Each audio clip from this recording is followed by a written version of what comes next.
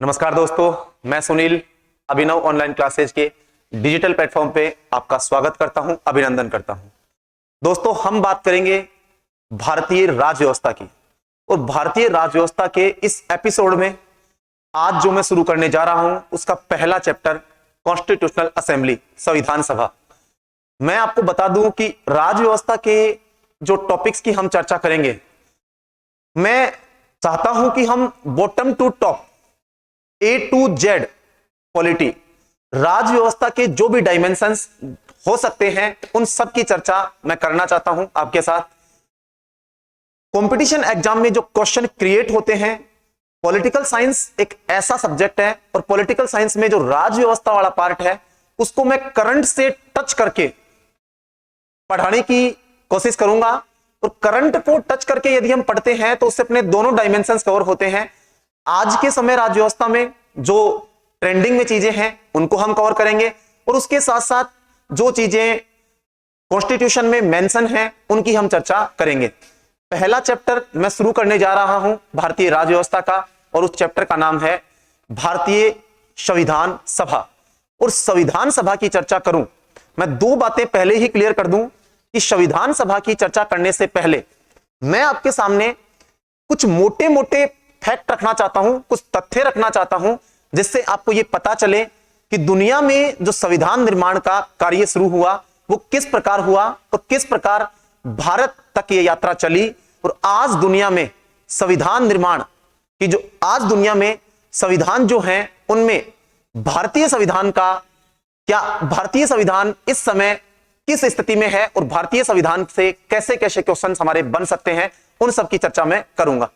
सबसे पहले अगर हम बात करते हैं संविधान सभा की, शायद आपको अच्छे से विदित हो, पता हो कि बेसिक क्वेश्चन है कि दुनिया का पहला लिखित संविधान बनाया था अमेरिका ने। किसने बनाया दोस्तों? अमेरिका ने।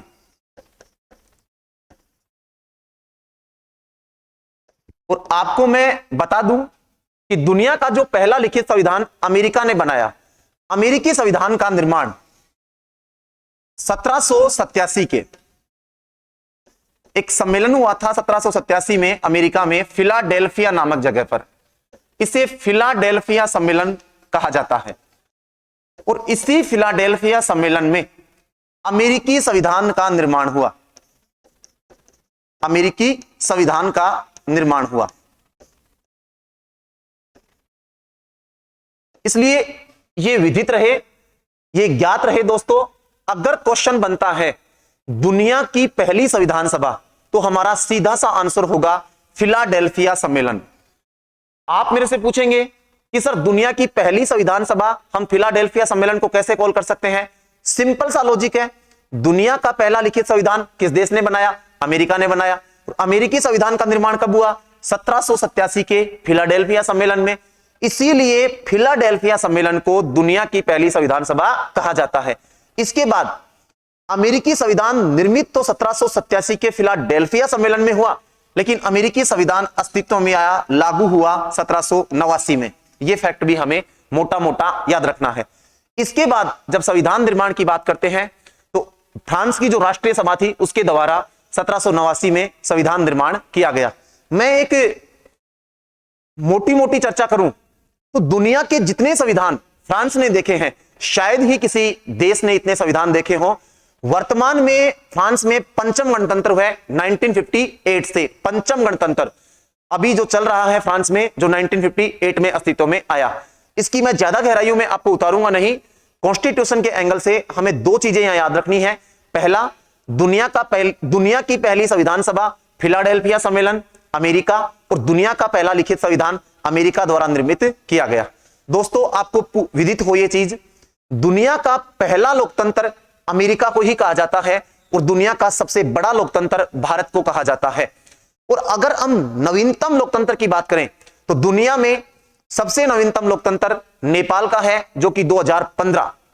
नेपाल का नया संविधान 20 सितंबर 2015 को अस्तित्व में आया और नेपाल दुनिया का सबसे नवीनतम लोकतंत्र है। 3 क्वेश्चन निकल गए हैं। दुनिया का पहला लोकतंत्र अमेरिका, और दुनिया का सबसे बड़ा लोकतंत्र भारत, और दुनिया का सबसे नवीनतम लोकतंत्रात्मक देश नेपाल। ये तीनों क्वेश्चन फैक्ट के हैं, मोटे मोटे हमें याद होने ही चाहिए। और नेपाल का जो नवीनतम संविधान अभी बनकर तैयार हुआ है 20 सितंबर 2015 से अस्तित्व में आया। इसके आगे मैं बात करूं ब्रिटिश संविधान की, मैं मोटी मोटी चर्चा करके आपको बता देता हूं।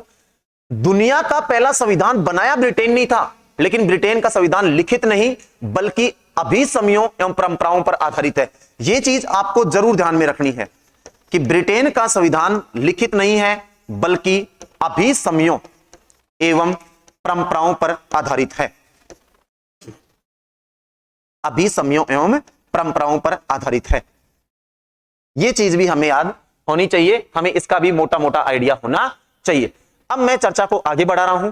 इसके आगे मैं थोड़ी सी चर्चा करूं 2019 का, शायद वो सीन आपकी नजरों में हो अभी भी, जब भारत के तत्कालीन प्रधानमंत्री जो आज भी हैं ऑनरेबल प्राइम मिनिस्टर इंडिया के नरेंद्र मोदी जी ने अमेरिका की यात्रा की थी। और टेक्सास जो अमेरिका का शहर है, टेक्सास के अंदर ह्यूस्टन नामक एक जगह है, और इस जगह एक मोदी जी के द्वारा एक रैली का आयोजन किया गया था जिसका नाम था हाउडी मोदी, जिस रैली को नरेंद्र मोदी जी ने संबोधित किया था।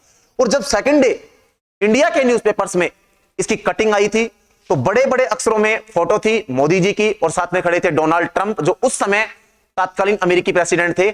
आज अमेरिकी प्रेसिडेंट जो बाइडेन है, उस समय अमेरिकी प्रेसिडेंट थे डोनाल्ड ट्रंप साहब। नीचे लिखा हुआ था दुनिया के सबसे पहले एवं दुनिया के सबसे बड़े लोकतंत्र का मिलन। तो याद रहे दोस्तों, दुनिया का सबसे पहला लोकतंत्र अमेरिका और दुनिया का सबसे बड़ा लोकतंत्र भारत। मैं इस चर्चा को आगे बढ़ा रहा हूं, और चर्चा को मैं आगे बढ़ाऊं तो मैं सीधा आ रहा हूं भारत की संविधान सभा पे। भारत की संविधान सभा पे मैं आऊं उससे पहले मैं एक क्वेश्चन और मोटा मोटा आपका कवर अप कर देता हूं। दुनिया का सबसे छोटा संविधान भी अमेरिका का है जिसमें केवल 7 अनुच्छेद हैं, और दुनिया का सबसे बड़ा लिखित एवं निर्मित संविधान भारत का है, जैसा कि आपको पता है, जिसमें 300 वर्तमान समय में 395 अनुच्छेद, 12 अनुसूचियां और 22 भाग हैं। कभी मौका मिला, आजकल क्या एक ट्रेंड चल पड़ा है अप्लाइड क्वेश्चन पूछने का, तो कभी अगर हम इसमें विशेष चर्चा करेंगे।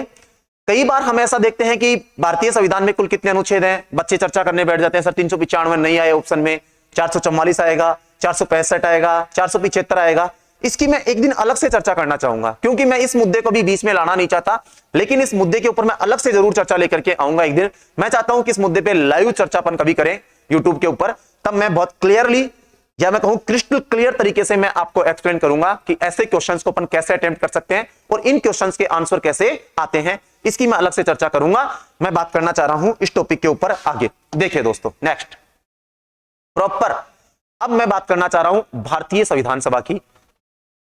देखिए, आज का हमारा जो प्रॉपर टॉपिक है, जो भारतीय राज व्यवस्था को मैं शुरू कर रहा हूं, इस राज व्यवस्था को मैं शुरू कर रहा हूं संविधान सभा से। याद रहे दोस्तों, संविधान सभा शब्द दिमाग में आते ही 2 चीजें हमारे दिमाग में क्रिएट हो रही हैं, एक संविधान और एक सभा। देखिए, संविधान की मैं मोटी मोटी बात करूं तो मैं संविधान की कोई डेफिनेशन दूं, उससे पहले मैं ये बता दूं कोई प्रॉपर डेफिनेशंस नहीं होती है कॉन्स्टिट्यूशन की। जितने व्यक्ति उतनी डेफिनेशंस आप डिसाइड कर सकते हैं। मैं मेरे शब्दों में कहूं क्या होता है संविधान, तो आप सब अच्छे से जानते हैं। संविधान एक देश की शासन व्यवस्था का सांचा या ढांचा होता है, जिसके तहत उस देश की शासन व्यवस्था को, या मैं कहूं राजनीतिक व्यवस्था को संचालित किया जाता है। मैं कहूं संविधान एक ऐसा दस्तावेज होता है, एक ऐसा डॉक्यूमेंट होता है जिसके तहत हम उस देश की शासन व्यवस्था को संचालित करते हैं। कुछ भी आप बोल दीजिए, आप सिंपली बोल दीजिए, आप ये भी बोल सकते हैं कि संविधान एक ऐसा दस्तावेज है, एक ऐसा डॉक्यूमेंट है जिसके तहत एक देश की शासन व्यवस्था को संचालित किया जाता है, चलाया जाता है। कोई दिक्कत नहीं है, इसकी कोई प्रॉपर ऐसी कोई डेफिनेशन है नहीं। बात करूं मैं आगे, सभा। संविधान सभा मतलब ऐसी सभा जिसने क्या बनाया, संविधान बनाया। क्या बनाया दोस्तों, संविधान बनाया। इसे हम क्या कहते हैं, संविधान सभा। प्रॉपर वर्ड्स में अगर डेफिनेशन, आज का क्या है कि ट्रेंड ऐसा पड़ चुका है कि बच्चा कहता है कि सर प्रॉपर डेफिनेशन। मैं पहले ही कह दूं आपको, हमें जो कॉम्पिटिशन एग्जाम्स क्रैक करने हैं वो ऑब्जेक्टिव पैटर्न पे होते हैं। ज्यादा से ज्यादा हमें कॉन्सेप्ट बना के पढ़ने की कोशिश करनी चाहिए, जिससे कि हमें चीजों को ज्यादा रटने की आवश्यकता ना पड़े। फैक्ट के प्रश्न आएंगे, वो तो हमें रटने ही रटने हैं, लेकिन कोशिश ये करनी की ज्यादा से ज्यादा हमें कंसेप्चुअल स्टडी करनी है, जिससे कॉन्सेप्ट हमारे कवर अप हो जाएं, और कॉन्सेप्ट कवर हो जाएंगे तो फैक्ट्स को तैयार करना ज्यादा मुश्किल काम होता नहीं है। उसको हर व्यक्ति तैयार कर सकता है आराम से, मुश्किल कॉन्सेप्ट के ऊपर आती है। फिर भी मैं बता देता हूं आपको, संविधान सभा के लिए अगर अपन कोई प्रॉपर डेफिनेशन ढूंढे तो मैं ये कह सकता हूं कि जनता द्वारा चुने गए प्रतिनिधियों का सदन जिसने देश के लिए संविधान निर्माण किया, उसे ही हम क्या कॉल कर सकते हैं, संविधान सभा, कॉन्स्टिट्यूशनल असेंबली। अब मैं इस चर्चा को आगे रन कर रहा हूं। भारत में इस संविधान सभा का प्रारंभ कैसे हुआ? सबसे पहले हम संविधान सभा के दर्शन कहां देखते हैं, सबसे पहले यह शब्द आया कहां से, इन सब चीजों की मैं चर्चा करूं उसके पहले मैं एक मोटा मोटा क्वेश्चन आपको और बता देता हूं फैक्ट का। दुनिया में अगर आपको पूछे संविधान शब्द का पहला प्रयोग किया किसने, तो दुनिया में संविधान शब्द का प्रयोग किया था ब्रिटेन के नागरिक थे। कहां के नागरिक थे दोस्तों? ब्रिटेन के नागरिक थे, जिनका नाम था सर हेनरी मैन। संविधान शब्द का प्रथम प्रयोग, तो हमें सीधा सा उत्तर देना है ब्रिटेन के नागरिक। कहां के नागरिक दोस्तों? ब्रिटेन के नागरिक थे सर हेनरी मैन। कौन थे? Sir Henry man. इनके द्वारा सबसे पहले संविधान शब्द का प्रयोग किया गया था, यह भी हमें ध्यान में रखना है। और आपको एक बात और भी पता है कि दुनिया में जैसे संसदों की जननी ब्रिटेन को कहा जाता है, वैसे ही हम संविधानों की जननी भी ब्रिटेन को कह सकते हैं। इसकी चर्चा भी कभी अपन मौका मिलेगा तो लाइव चर्चा करेंगे। अभी सिर्फ फैक्ट मैं बता देता हूं, दो तीन आपको मोटे मोटे जो याद रखने हैं। संविधान शब्द का पहला प्रयोग ब्रिटेन के नागरिक सर हेनरी मैन ने किया था। अब मैं इस चर्चा को ला रहा हूं प्रॉपर इंडिया के ऊपर, प्रॉपर भारत की संविधान सभा पर मैं चर्चा करना चाहता हूं। देखिएगा दोस्तों, नेक्स्ट बिंदु अपनी हेडिंग है आज की, अपना आज का टॉपिक है संविधान सभा। ये लीजिए आपके सामने। अब आते हैं अपन प्रॉपर इंडिया के ऊपर। एक बार मैं हल्का सा पानी ले लेता हूं दोस्तों, हम चर्चा को चालू रखेंगे संविधान सभा के ऊपर।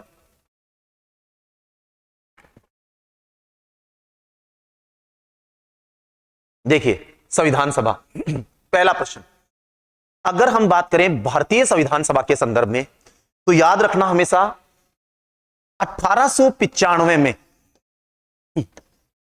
बाल गंगाधर तिलक के नेतृत्व में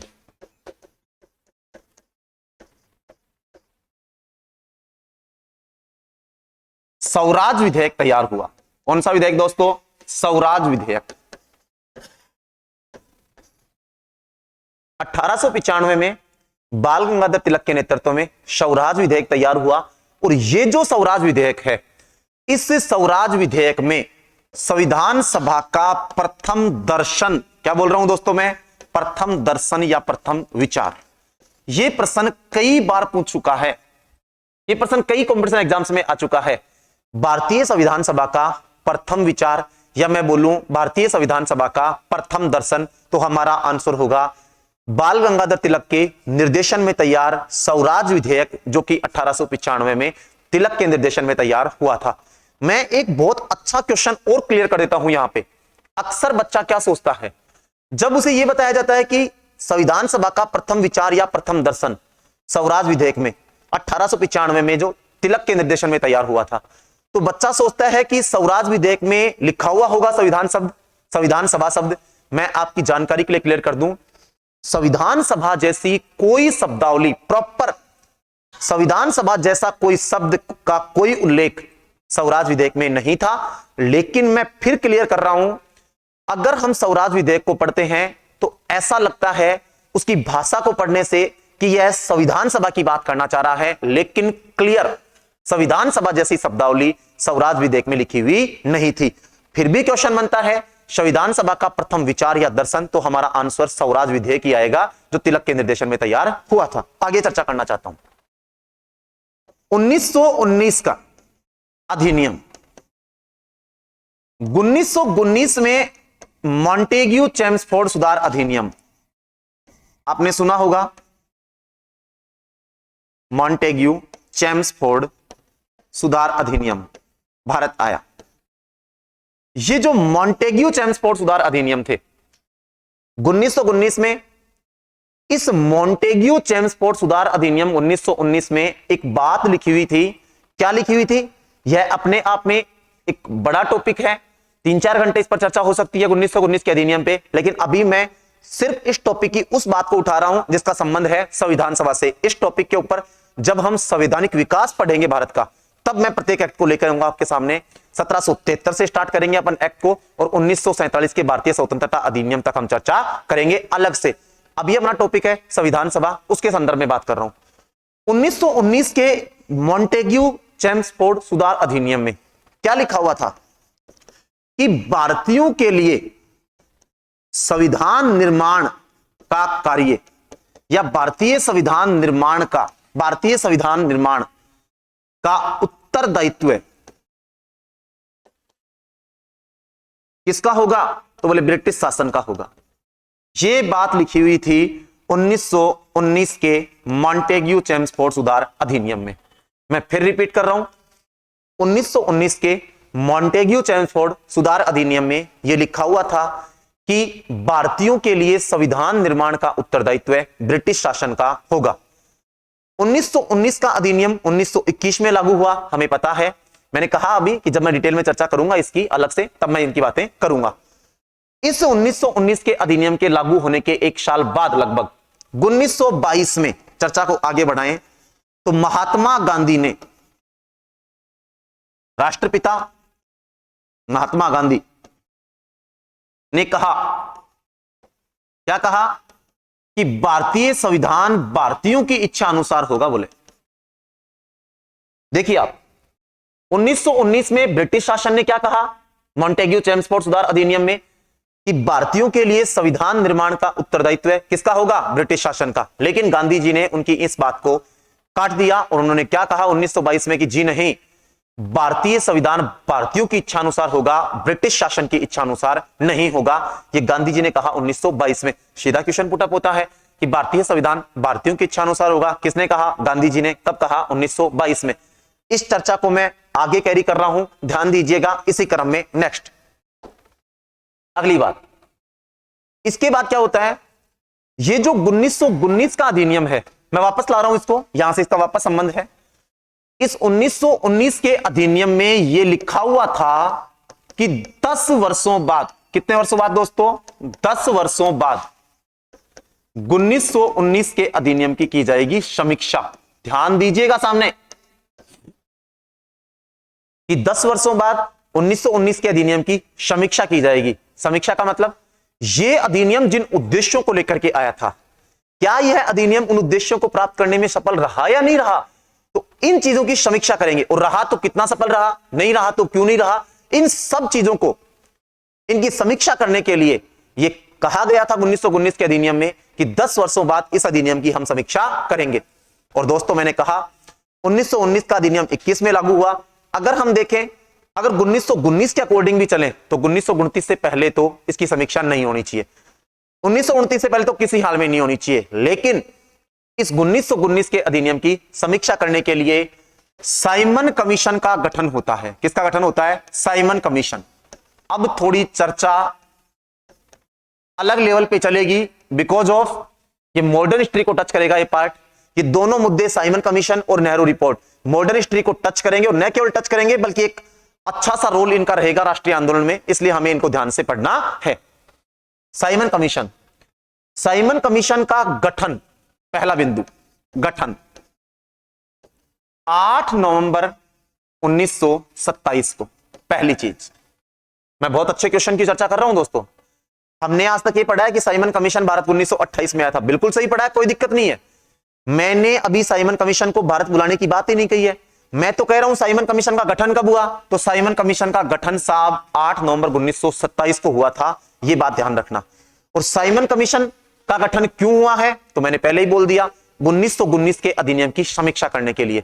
यह समय से पहले आ रहा है, आप देख रहे हैं 27 में गठन हो रहा है, 28 में ही भारत आ जाएगा फरवरी में। ये क्यों आया समय से पहले, मैं इसकी भी चर्चा करूंगा। एक बार मैं यहां आ रहा हूं, वापस आइए मुद्दे पे। गठन 8 नवंबर 1927 साइमन कमीशन का। कितने मेंबर थे? 7। सातों के सातों मेंबर क्या थे? अंग्रेज थे। इसी कारण इसे कहते हैं श्वेत कमीशन। क्या कहते हैं दोस्तों? श्वेत कमीशन भी कहते हैं। आगे चलिए, साइमन कमीशन में 7 सदस्य, सातों सदस्य अंग्रेज थे, इसीलिए श्वेत कमीशन कहते हैं। मैं एक अच्छा सा फैक्ट और क्लियर कर दूं आपको। हमने ये तो पढ़ा है आज तक कि साइमन कमीशन जो था उसमें 7 सदस्य थे और सभी अंग्रेज थे। मैं एक नया क्वेश्चन क्रिएट कर रहा हूं कि साइमन कमीशन में एक भी भारतीय सदस्य को शामिल क्यों नहीं किया गया। तो याद रखना दोस्तों, साइमन कमीशन में एक भी भारतीय सदस्य को शामिल लॉर्ड इरविन जो गवर्नर जनरल थे उनके सुझाव पर नहीं किया गया।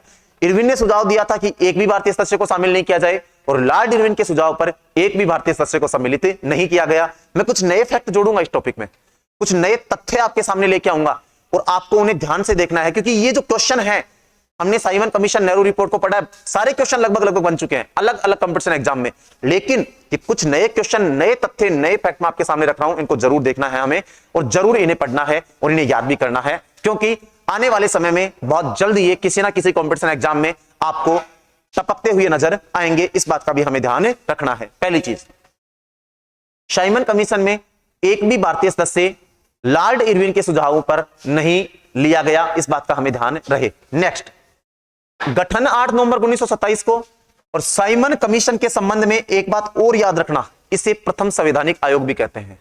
क्या कहते हैं? इसे प्रथम संवैधानिक आयोग भी कहते हैं। इस नाम से भी, संवैधानिक आयोग के नाम से भी इसे जाना जाता है, यह भी हमें ध्यान में रखना है। नेक्स्ट, साइमन कमीशन का भारत आगमन 3 फरवरी 1928 को।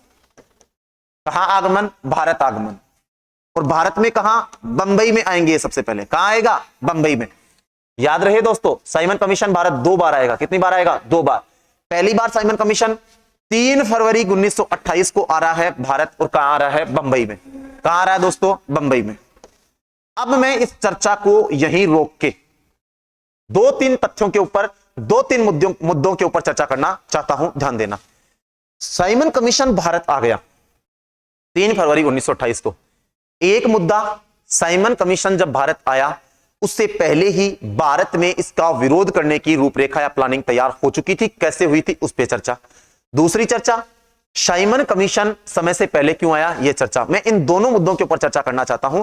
पहले चर्चा कर रहा हूं समय से पहले आने की, ध्यान दीजिएगा। देखिए दोस्तों, पता है साइमन कमीशन समय से पहले भारत क्यों आया, उसके ऊपर लेते हैं अपन। एक्चुअल में क्या दोस्तों, ब्रिटेन, जिस देश की मैं चर्चा कर रहा हूं, इस ब्रिटेन में 2 राजनीतिक दल हैं, बड़े बड़े 2 बड़े राजनीतिक दल हैं जिन पर ब्रिटेन की राजनीतिक व्यवस्था चलती है। एक का नाम है कंजर्वेटिव पार्टी और एक का नाम है लेबर पार्टी। ध्यान दीजिए, एक पार्टी कंजर्वेटिव पार्टी, एक party labour party. Conservative party को हिंदी में कहते हैं अनुदार दल, और लेबर पार्टी को आप नाम से समझ जाएंगे मजदूर दल। देखिए दोस्तों, 1927 में ब्रिटेन में कंजर्वेटिव पार्टी, या मैं कहूं अनुदार दल का शासन था, और ऐसा लग रहा था कि अब चुनाव होंगे तो हो सकता है कि ब्रिटेन में लगने लग गया था कि कंजर्वेटिव पार्टी की सरकार शायद जाएगी और कंजर्वेटिव पार्टी की जगह मजदूर दल की सरकार ब्रिटेन में बन सकती है। तो कंजर्वेटिव पार्टी के, या मैं कहूं अनुदार दल के नेताओं को यह डर सता रहा था कि अगर चुनावों के बाद इस मजदूर दल की सरकार बनी तो अधिनियम की समीक्षा करने के लिए मजदूर दल भेजेगा भारत, कोई भी कमीशन, कोई भी आयोग भेजेगा वो। और ऐसा अनुदार दल के लोग बिल्कुल नहीं चाहते थे कि मजदूर दल भेजे। आप कहेंगे सर क्यों नहीं चाहते थे? तो दोस्तों, मैं एक बहुत अच्छी बात आपको बता देता हूं। जो अनुदार दल है, नाम से ही देखिए, अनुदार दल, मजदूर दल, इस अनुदार दल के भारतीय नेताओं के साथ काफी अच्छे संबंध थे और अनुदार दल की छवि भारत में अनुदार दल की तुलना में अच्छी थी। या मैं कहूं कि भारतीयों की नजर में अनुदार दल की तुलना में, भारतीयों की नजर में अनुदार दल की तुलना में मजदूर दल की छवि बहुत अच्छी थी। और इस मजदूर दल के जो बड़े नेता थे, इनके संबंध भी भारतीयों के लिए अच्छे, भारतीयों के साथ अच्छे थे। और ये जो लेबर पार्टी थी ना, मजदूर दल, इस मजदूर दल का भारत को लेकर दृष्टिकोण भी थोड़ा अच्छा था, सकारात्मक दृष्टिकोण था अनुदार दल की तुलना में। इसलिए अनुदार दल बिल्कुल नहीं चाहता था कि जो कमीशन भेजा जाए वो मजदूर दल के समय भेजा जाए, इसीलिए साइमन कमीशन को समय से पहले भारत भेज दिया गया। एक तो मुद्दा ये। दूसरा मुद्दा, साइमन कमीशन का भारत में विरोध होने का एक कारण यह भी था कि यह समय से पहले भारत आया था, और एक कारण देखें तो यह भी था कि इसमें सभी सदस्य क्या थे? अंग्रेज थे। एक भी भारतीय सदस्य को सम्मिलित नहीं किया गया। अब मैं दूसरे मुद्दे पर चर्चा करना चाह रहा हूं। दूसरा मुद्दा कौन सा? कि साइमन कमीशन जब भारत पहुंचा उससे पहले ही भारत में इसका विरोध करने की रूपरेखा तैयार हो चुकी थी। कहां हुई थी? सुनना, दोस्तों, कांग्रेस पार्टी का वार्षिक अधिवेशन दिसंबर 1927 में मद्रास में आयोजित हुआ और इस मद्रास अधिवेशन में जिसकी अध्यक्षता किसने की? अंसारी जी ने।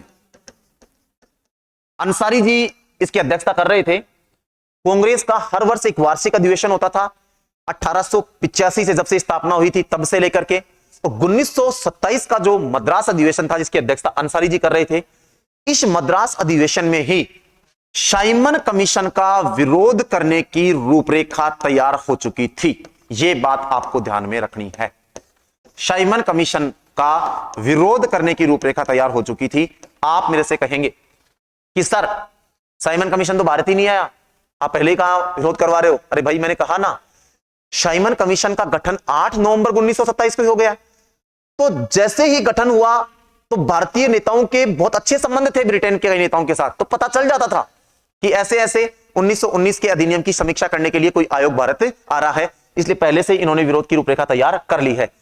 भारत पहुंचता है साइमन कमीशन 3 फरवरी 1928 को बंबई, और जैसे ही साइमन कमीशन बंबई पहुंचा, साइमन कमीशन के बंबई पहुंचते ही साइमन कमीशन का भारत में दोस्तों पुरजोर विरोध हुआ। कैसा पुरजोर विरोध हुआ? और साइमन कमीशन वापस जाओ, साइमन कमीशन वापस जाओ, इंग्लिश में बोलूं तो Simon commission go back, Simon commission go back के नारों के साथ काले झंडे दिखाते हुए साइमन कमीशन का पुरजोर विरोध किया गया। ये आपको ध्यान में रखना है। वैसे ये बेसिक बात आपको पता होगा। इसी साइमन कमीशन का विरोध करने के दौरान भारत के एक गरम दल के नेता, आपने 3 नाम तो जरूर सुने होंगे गरम दल में, लाल बाल पाल, इन्हीं में से एक नेता थे लाला लाजपत राय। लाला लाजपत राय भी साइमन कमीशन का विरोध कर रहे थे और ये विरोध का नेतृत्व कर रहे थे लाहौर में। कहां कर रहे थे? लाहौर में। और लाहौर में लाला लाजपत राय जब विरोध का, पूरे भारत में विरोध हुआ था साइमन कमीशन का, लाहौर में विरोध कर रहे थे, विरोध का नेतृत्व कर रहे थे लाला लाजपत राय। और लाला लाजपत राय पर विरोध के दौरान अंग्रेज अधिकारी सैंडर्स ने लाठियां बरसाने का आदेश दिया। क्या दिया दोस्तों? आदेश दिया। एक बात ध्यान रखना, मैं एक बात बोल रहा हूं, लाठियां बरसाने का आदेश दिया अंग्रेज अधिकारी सैंडर्स ने। किसने दिया? अंग्रेज अधिकारी सैंडर्स ने। अगर आज तक हमें क्वेश्चन पूछा गया है कि किस अंग्रेज अधिकारी के आदेश पर लाठियां बरसाई गई? सैंडर्स। आगे चलकर इन लाठियों के कारण घायल हुए थे लाला लाजपत राय, जिसके कारण आगे चलकर उनका निधन हो गया था। मरते वक्त वो एक स्टेटमेंट भी देंगे, जिसका क्वेश्चन आता है कॉम्पिटिशन में, उसकी चर्चा मैं करूंगा। वापस आ रहा हूं। सैंडर्स के आदेश पर लाला लाजपत राय पर लाठियां बरसाई गई। मैं एक बहुत अच्छा फैक्ट आपके सामने रख रहा हूं।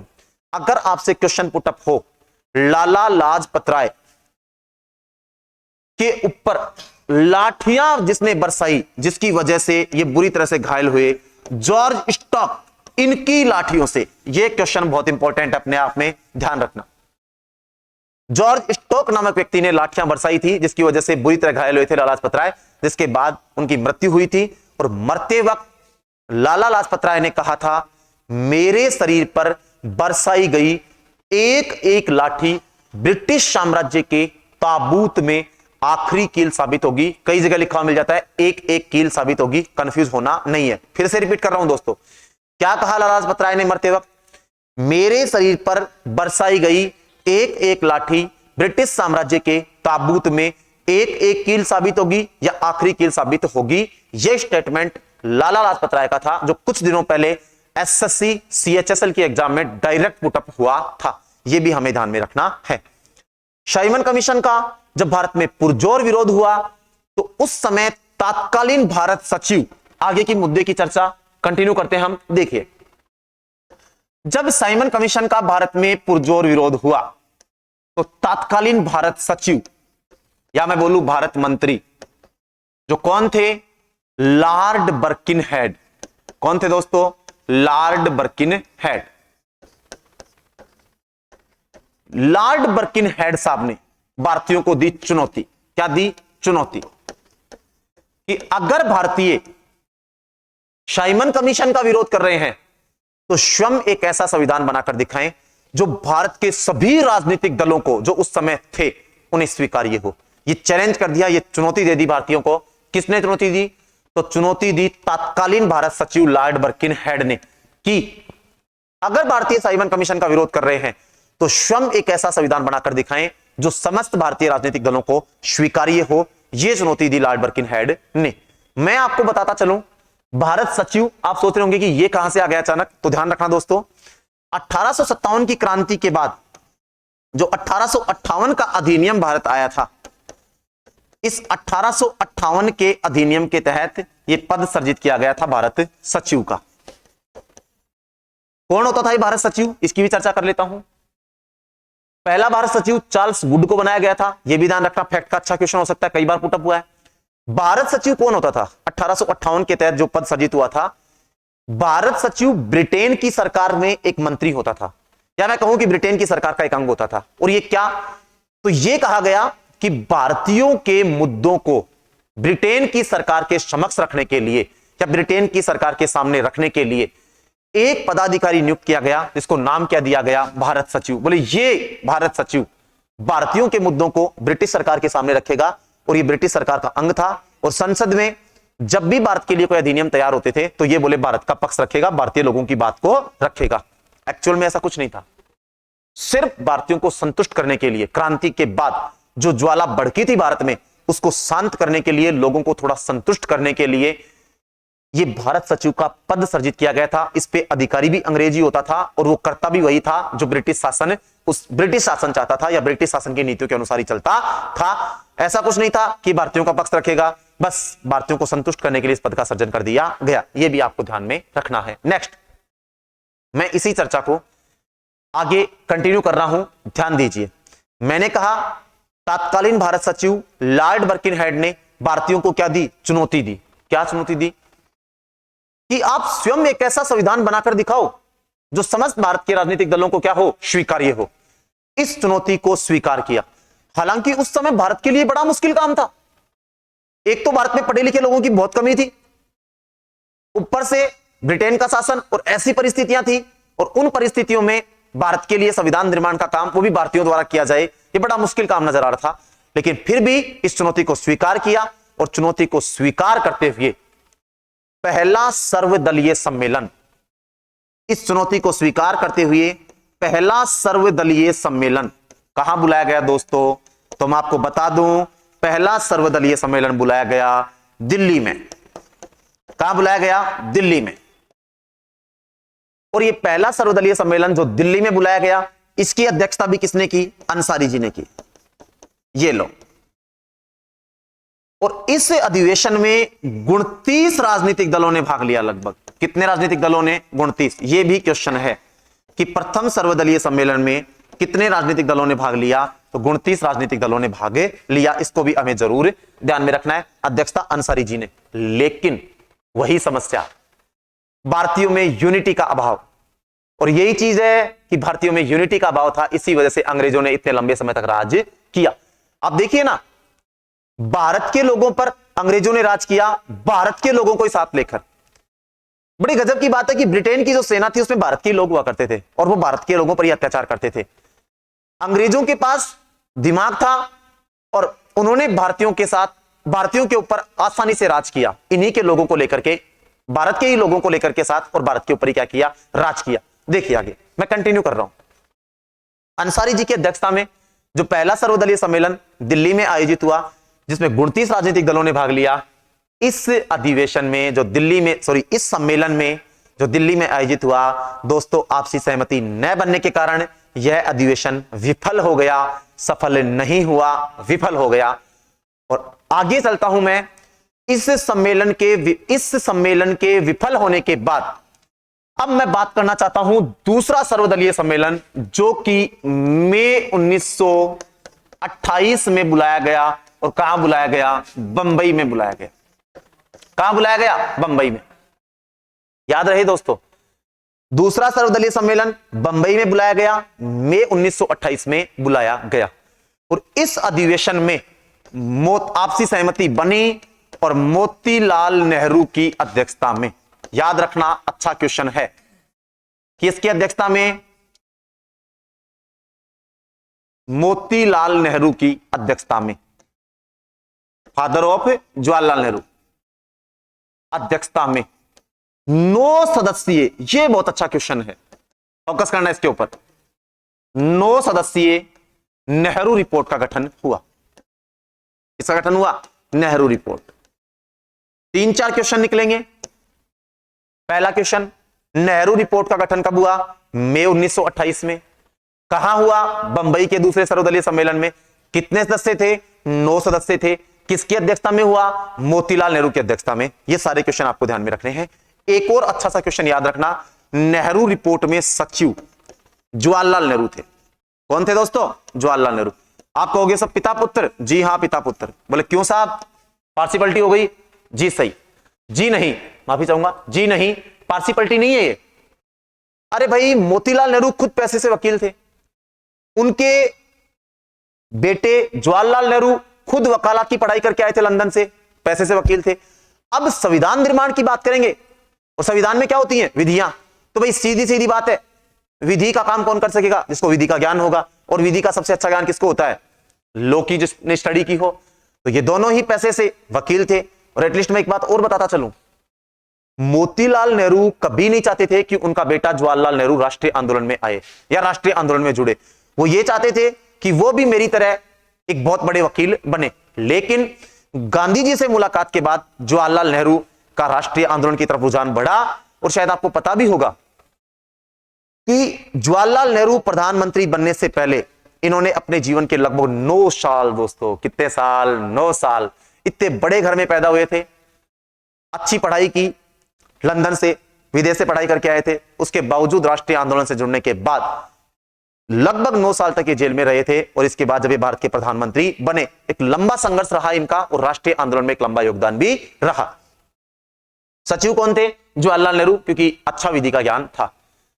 इस नेहरू रिपोर्ट को तैयार, नेहरू रिपोर्ट के अंदर जितने भी सदस्य थे, इन्होंने ब्रिटिश शासन की चुनौती को स्वीकार करते हुए जो उन्होंने दी थी कि ऐसा संविधान बनाकर दिखाएं जो समस्त भारत के राजनीतिक दलों को स्वीकार्य हो, काम किया, रिपोर्ट तैयार की। और रिपोर्ट तैयार करके कब सौंपी, इस क्वेश्चन पे फोकस करना। नेहरू रिपोर्ट अगस्त 1928 में प्रकाशित हुई। एक बहुत अच्छा क्वेश्चन आपके सामने रख रहा हूं, ध्यान रखना। अगर आपसे क्वेश्चन पुटअप हो, दोनों में अंतर है दोस्तों। नेहरू रिपोर्ट का गठन मई 1928 में, और नेहरू रिपोर्ट प्रकाशित कब हो रही है? अगस्त 1928 में। और जब ये अगस्त 1928 में प्रकाशित हुई तो साहब इसका विरोध किया जिन्ना गुट ने, और जिन्ना गुट के विरोध के कारण ही नेहरू रिपोर्ट की सिफारिशें लागू नहीं हो पाई थी। आपको मैं बताता चलूं मोटा मोटा, हालांकि मैं भी चर्चा करूंगा कि नेहरू रिपोर्ट में क्या क्या था, उसके पहले मैं डायरेक्ट ही बता रहा हूं। कई बार हम ये कह देते हैं कि नेहरू रिपोर्ट का विरोध किया था मुस्लिम लीग ने। मैं जानबूझ के मुस्लिम लीग न बोल के और जिन्ना गुट बोल रहा हूं दोस्तों। उस समय मुस्लिम लीग में 2 गुट बने हुए थे, और जो दूसरा जिन्ना गुट था, केवल ये जिन्ना गुट ही ज्यादा विरोध कर रहा था नेहरू रिपोर्ट का, इसलिए मैंने जानबूझ के मुस्लिम लीग न बोल के जिन्ना गुट बोला। इस बात को ध्यान में रखना आप। जिन्ना गुट ने क्यों विरोध किया, तो क्या क्या चीजें थी जिस पर जिन्ना गुट सहमत नहीं था। तो पहले तो मैं आपको बताऊं कि नेहरू रिपोर्ट में क्या क्या बातें थी, और उन बातों को बताने के बाद मैं आपको यह बताऊं कि जिन्ना गुट को इनमें से कौन सी चीजें स्वीकार नहीं थी। मैं चर्चा करना चाह रहा हूं नेहरू रिपोर्ट में क्या क्या चीजें थी, उनकी सामने देखिए, बातें करते हैं। पहला, नेहरू रिपोर्ट, ध्यान दीजिएगा दोस्तों, सार्वभौमिक वयस्क मताधिकार। बहुत अच्छा क्वेश्चन है। नेहरू रिपोर्ट में रखा गया कि सार्वभौमिक वयस्क मताधिकार को लागू किया जाए। किसको लागू किया जाए? सार्वभौमिक वयस्क मताधिकार। आप सब जानते हैं सार्वभौमिक वयस्क मताधिकार क्या होता है। प्रत्येक व्यक्ति को जो 18 वर्ष आयु प्राप्त कर चुका है, वयस्क है, उसे वोट देने का अधिकार हो। आज के टाइम की बात कर रहा हूं वयस्क, हालांकि ओरिजिनल कॉन्स्टिट्यूशन जो था उसमें मताधिकार की आयु 21 वर्ष थी। फिर 61 कॉन्स्टिट्यूशन अमेंडमेंट 1988 या 1989 88 में हुआ था, 89 में लागू हुआ था, ध्यान रख लेना। 61वां संविधान संशोधन, जिसके तहत मताधिकार की आयु को 21 से घटा करके 18 वर्ष किया गया था। एक बार राजस्थान पुलिस की एग्जाम में यहां से अच्छा क्वेश्चन बन भी चुका है। कैसे बना था सुनना, हम पढ़ लेते हैं कि 61वें संविधान संशोधन अधिनियम 1988-89 के तहत मताधिकार की आयु को 21 से घटाकर कितना वर्ष कर दिया गया? 18 वर्ष। साथ साथ बताता चलूं, आजकल एक क्वेश्चन ट्रेंड कर रहा है, और ये क्वेश्चन क्या ट्रेंड कर रहा है? सीधा पूछता है, किसी भी आयोग का नाम दे देगा या कोई बड़ी घटनाक्रम का नाम दे देगा, पूछेगा किसकी सरकार थी या कौन राष्ट्रपति थे। राजस्थान पुलिस में इस क्वेश्चन के साथ ऐसा ही हुआ था कि वयस्क मताधिकार की आयु को 21 से घटाकर 18 वर्ष किस प्रधानमंत्री के काल में किया गया? राजीव गांधी उस समय भारत के प्रधानमंत्री थे दोस्तों, और राजीव गांधी इस समय चर्चा में भी हैं। कैसे हैं? हाल ही में राजीव गांधी के 6 हत्यारों को रिहा किया गया है, 1-2 दिन पहले की ही न्यूज है, आपको पता होगा। अभी तो संविधान सभा चल रही है दोस्तों, जब मैं मौलिक अधिकार, नीति निर्देशक तत्व, मूल कर्तव्य, president, vice president, prime minister, council of minister, parliament, supreme court जैसे टॉपिक आपके सामने लेके आऊंगा, वो होगा राजव्यवस्था का ओरिजिनल डायमेंशन, वो होगी असली भारत की राजव्यवस्था। और वहां हम देखेंगे कि किस प्रकार हम करंट के मुद्दों को जोड़कर और भारत की राजव्यवस्था को क्लियर करेंगे। वो चरम राजव्यवस्था का वो आनंद जो आप उठाने के लिए जुड़ेंगे अभिनव क्लासेस के इस डिजिटल प्लेटफॉर्म से, और वादा है इस टीम का कि आपको वो हर डायमेंशन में राजव्यवस्था का क्लियर करवाऊंगा। हर वो कॉन्सेप्ट जो करंट से रिलेट करेगा, जो टच करेगा करंट को, हर वो मुद्दा मैं आपके सामने लेके आऊंगा, और बीच बीच में मैं आपके सामने लाइव आऊंगा इन मुद्दों को लेकर के। जुड़े रहिएगा कंटिन्यूस प्लेटफॉर्म के साथ। वापस चर्चा कंटिन्यू कर रहा हूं, मैं वापस आ रहा हूं मेरे मुद्दे के ऊपर। नेहरू रिपोर्ट, पहला बिंदु सार्वभौमिक वयस्क मताधिकार बता दिया मैंने। दूसरा बिंदु, उस समय भारत में सांप्रदायिक निर्वाचन प्रणाली, जो एक बहुत बड़ा दंश था जो चुभ रहा था भारत को, सांप्रदायिक निर्वाचन प्रणाली लागू हो चुकी थी 1909 में। बोले इस सांप्रदायिक निर्वाचन प्रणाली को हटाओ, किसमें कहा गया? नेहरू रिपोर्ट में। बोले इसको यहां से रिमूव करो। क्या करो? रिमूव करो, और इस सांप्रदायिक निर्वाचन प्रणाली के स्थान पर पृथक निर्वाचन प्रणाली लेके आओ। कौन सी? पृथक निर्वाचन प्रणाली लागू की जाए। प्रश्न बनेगा दोस्तों, यहां से ध्यान रखना। तो बोले सांप्रदायिक निर्वाचन प्रणाली को हटाओ और क्या लेके आओ? पृथक निर्वाचन प्रणाली लेके आओ। यह बात भी रखी गई नेहरू रिपोर्ट में। अब आपके सामने 2 मुद्दे आ गए। ये सांप्रदायिक निर्वाचन प्रणाली कहां से आ गई? ओरिजिनली मैं 2 चीजें बता दूं आपको। बेसिकली सांप्रदायिक निर्वाचन प्रणाली पहली बार 1909 के मार्लियामेंटो सुधार अधिनियम के तहत मुस्लिमों के लिए लागू की गई थी। याद रखना, मैं 1919 में इसका विस्तार होगा। ये सिख, भारतीय ईसाई, एंग्लो इंडियन और यूरोपियन के लिए भी लागू होगी। मैंने जानबूझ के बोला है भारतीय ईसाई, पकड़ना इस शब्द को। आपको किताबों में लिखा हुआ मिलेगा कई जगह ईसाई, जी नहीं, सभी ईसाइयों के लिए नहीं, भारतीय ईसाइयों के लिए लागू हुई थी 1919 के अधिनियम में। फिर 1935 में विस्तार करेंगे अपन इसका, दलितों के लिए लागू करेंगे, महिलाओं के लिए। इनकी चर्चा मैं अलग से करूंगा जब आपको संवैधानिक विकास पढ़ाऊंगा। यहां मैं आपको 2 बातें बता रहा हूं केवल। पहली बात, सांप्रदायिक निर्वाचन प्रणाली को हटाओ और उसकी जगह कौन सी लेके आओ? पृथक निर्वाचन प्रणाली। आपके जहन में क्वेश्चन उठेगा कि सर ये सांप्रदायिक निर्वाचन प्रणाली क्या है, सर ये पृथक निर्वाचन प्रणाली क्या है? एक एक लाइन के क्वेश्चन है। एक एग्जांपल दे रहा हूं डायरेक्ट, और एग्जांपल के माध्यम से सीधे आप समझ जाएंगे कि सांप्रदायिक निर्वाचन प्रणाली क्या है और पृथक निर्वाचन प्रणाली क्या है। ऐसी कोई चीज ही नहीं बनी जिसे हम पढ़ न सके, जिसे हम समझ न सके, बशर्ते कि हमारी मानसिकता, हमारा मेंटल लुक कैसा है उस चीज के प्रति, यह डिपेंड करता है। देखिए, पृथक निर्वाचन प्रणाली को समझा रहा हूं, उसके साथ सांप्रदायिक निर्वाचन प्रणाली अपने आप आएगी। पृथक निर्वाचन प्रणाली का मतलब पता है क्या होता है? भारत का जब आजाद हुआ भारत और भारत का संविधान बन रहा था, तो संविधान निर्माताओं का मानना था कि ये जो पिछड़े वर्ग के लोग हैं, गरीब और कमजोर तबके के लोग हैं, इन्हें समाज की मुख्य धारा से कैसे जोड़ा जाए, इनको बराबरी के दर्जे पर कैसे लाया जाए। तो इनको बराबरी के दर्जे पर लाने के लिए राजनीति में 10 वर्षों के लिए रिजर्वेशन दिया गया था। मैं जानबूझ के नहीं बोल रहा हूं, 10 वर्ष, बिकॉज ऑफ राजनीति में जो आरक्षण दिया गया था वो 10 वर्षों के लिए था। और जो सरकारी नौकरियों में और शिक्षण संस्थाओं में आरक्षण होगा, उसकी कोई समयावधि नहीं थी उस समय। जब मौलिक अधिकार पढ़ेंगे तो विस्तार से चर्चा करेंगे, घबराने की आवश्यकता नहीं है। देखिए आगे, पृथक निर्वाचन प्रणाली लागू करने के लिए, पृथक निर्वाचन प्रणाली क्या होती है मैं समझा रहा हूं। तो यदि राजनीति में कुछ निश्चित सीटें सदन की किसी वर्ग विशेष के लिए आरक्षित की जाती हैं, तो उसे कहते हैं पृथक निर्वाचन प्रणाली। फॉर एग्जांपल देखिए, आज भारत की लोकसभा में टोटल 543 सीटें हैं, और दोस्तों इन 543 में से 84 सीटें अपने एससी समुदाय के लिए और 47 सीटें अपने एसटी समुदाय के लिए क्या हैं? आरक्षित हैं दोस्तों। क्या हैं? आरक्षित। मतलब इन सीटों पर केवल एससी और एसटी का कैंडिडेट ही चुनाव लड़ सकता है। वोट, चुनाव के लिए इनका कैंडिडेट लड़ सकता है, वोटों में चुनावों में भाग, मतदान तो सभी वर्गों के लोग करेंगे, लेकिन खड़ा किसका कैंडिडेट होगा? 84 पर केवल एससी का, 47 पर केवल एसटी का कैंडिडेट खड़ा होगा। यह होती है दोस्तों पृथक निर्वाचन प्रणाली। मतलब खड़ा होगा जो उम्मीदवार, रिजर्व सीट से उसी वर्ग का खड़ा होगा, उसी कैटेगरी का खड़ा होगा जिस कैटेगरी की रिजर्व सीट है। जैसे 84 सीट पर एससी का और 47 पर एसटी का, लेकिन मताधिकार में भाग सभी लोग लेंगे। एक तो यह मुद्दा, यह होता है पृथक निर्वाचन प्रणाली। और सांप्रदायिक निर्वाचन प्रणाली क्या होती है? सांप्रदायिक निर्वाचन प्रणाली का मतलब होता है, ध्यान से सुनना, 1909 में जब यह मुस्लिमों के लिए लागू की गई तो बोले मुस्लिमों के लिए जो मुस्लिम उम्मीदवार खड़े होंगे उन्हें केवल मुस्लिम संप्रदाय के लोग वोट देंगे, मुस्लिमों को केवल मुस्लिम वर्ग के लोग वोट देंगे, बाकी अन्य कोई समुदाय का लोग वोट नहीं देगा। यह होती है सांप्रदायिक निर्वाचन प्रणाली। अर्थात हिंदुओं और मुस्लिमों को अलग करने के लिए, उनके मनों को बांटने के लिए लागू की गई थी यह सांप्रदायिक निर्वाचन प्रणाली। दोनों में अंतर है। सांप्रदायिक निर्वाचन प्रणाली मुस्लिमों को केवल मुस्लिम वोट देंगे, क्योंकि 1909 में केवल मुस्लिमों के लिए लागू हुई थी और 1919 में फिर विस्तार हुआ था, आगे चर्चा करेंगे।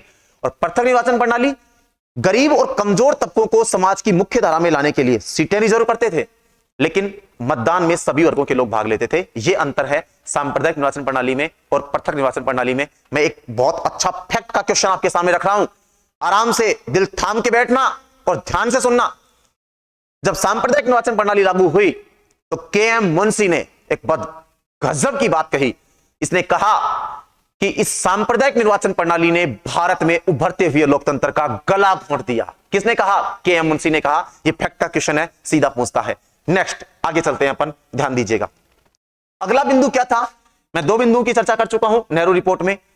तीसरा मेन बिंदु, ध्यान दीजिए, डोमिनियन स्टेटस की मांग की गई। ध्यान देना भाई मेरी बात पे।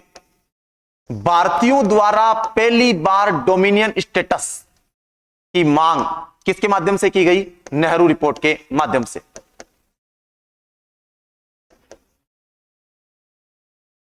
डोमिनियन स्टेटस क्या होता है? डोमिनियन स्टेटस हिंदी में बोलते हैं अधिराज।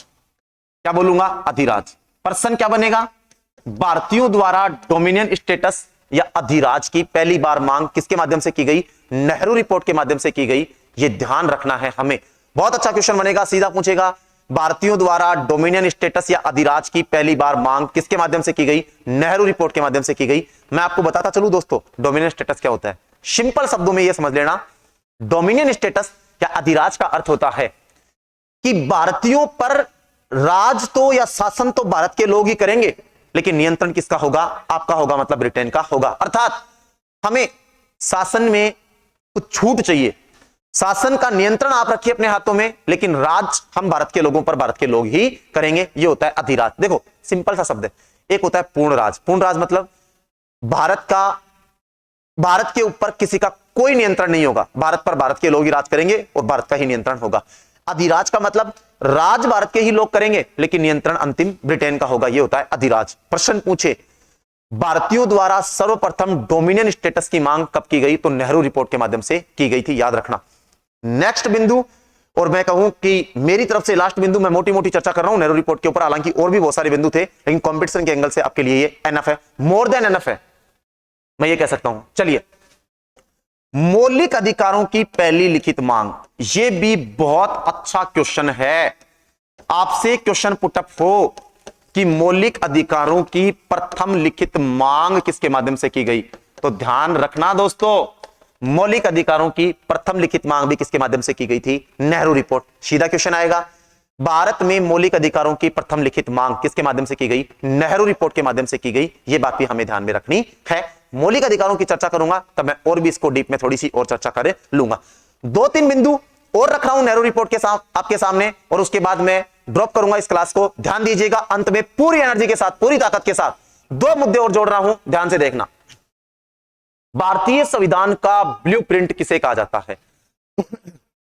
अगर आपसे क्वेश्चन पूछे भारतीय संविधान का ब्लूप्रिंट, आपको उत्तर देना है दोस्तों, नेहरू रिपोर्ट को भारतीय संविधान का ब्लूप्रिंट कहा जाता है। यह क्वेश्चन भी कई बार बने चुका है। नेक्स्ट फैक्ट, भारतीयों द्वारा भारत के संविधान निर्माण का प्रथम प्रयास, तो आपका उत्तर आएगा नेहरू रिपोर्ट के माध्यम से। सीधा पूछेगा, भारतीयों द्वारा संविधान निर्माण का प्रथम प्रयास या संविधान निर्माण का प्रथम प्रयास भारत के, तो आपका उत्तर आएगा नेहरू रिपोर्ट। क्या आएगा दोस्तों? नेहरू रिपोर्ट। नेहरू रिपोर्ट प्रकाशित हुई अगस्त में। ये मोटी मोटी 4-5 बातें मैंने आपके सामने रखी। क्या थी नेहरू रिपोर्ट में? जिन्ना गुट ने विरोध किया और जिन्ना गुट के विरोध के कारण यह नेहरू रिपोर्ट की सिफारिश से लागू नहीं हो पाई। दो बातें रख रहा हूं लास्ट में, आपके दिमाग में ये चीजें कौन रही होंगी कि जिन्ना गुट ने नेहरू रिपोर्ट का विरोध क्यों किया, तो इसका एक ही आंसर है। दो तीन बातें बोल देता हूं शॉर्टकट में। एक तो जिन्ना गुट कह रहा था कि सांप्रदायिक निर्वाचन प्रणाली को नहीं हटाया जाए, अर्थात सांप्रदायिक निर्वाचन प्रणाली लागू रहनी चाहिए। दूसरा, जिन्ना गुट ने यह कहा कि जितनी भी सीटें आएंगी आगामी सरकारी सेवाओं में या राजनीति में, कुल सीटों का 1/3 सीटें, कितनी सीटें दोस्तों, कुल सीटों का 1/3 सीटें, कुल सीटों का 1/3 सीटें किसके लिए आरक्षित होनी चाहिए, तो बोले मुस्लिमों के लिए आरक्षित होनी चाहिए। और इन बातों पर सहमति नहीं बनी तो जिन्ना गुट ने क्या किया, विरोध। और सहमति बन भी कैसे सकती थी दोस्तों, सांप्रदायिक निर्वाचन प्रणाली जो भारत में उभरते हुए लोकतंत्र का गला घोटने का काम कर रही थी, के एम मुंशी साहब कह भी चुके थे 1909 के अधिनियम के बाद ही आलोचना में। और 1/3 सीटें कैसे, वर्तमान में जो रिजर्वेशन होता है वो लगभग जनसंख्या के अनुपात में होता है। मुस्लिमों की आबादी की बात करें और 1/3 सीटों की बात करें तो इनका कतई कोई मैच नहीं है। लगभग 10-12% की आबादी थी कुल आबादी में, मैं बात करूं तो मुस्लिमों की, तो 1/3 मतलब 33% सीटें कैसे आरक्षित हो सकती हैं। इन मुद्दों के कारण जिन्ना गुट ने नेहरू रिपोर्ट का विरोध किया और नेहरू रिपोर्ट की सिफारिश लागू नहीं हो पाई। आज हमने चर्चा की संविधान सभा का विकास कैसे हुआ भारत में, संविधान सभा की मांगे कहां से उठी, उस संदर्भ में मैंने बातें की। और मैं उस संदर्भ में बातें करते करते साइमन कमीशन और नेहरू रिपोर्ट तक आपको ले आया हूं। संविधान सभा की यह यात्रा आगे जारी रहेगी दोस्तों। नेक्स्ट एपिसोड में तैयार रहना, हम मिलेंगे और नेक्स्ट एपिसोड में इस टॉपिक को कंटिन्यू करेंगे। थैंक यू दोस्तों, जुड़े रहिएगा। मैं सुनील एक बार फिर लेकर आऊंगा आपके लिए संविधान सभा का पार्ट नंबर 2। इसी जोश इसी जुनून के साथ हम फिर जुड़ेंगे। जुड़े रहिएगा। धन्यवाद।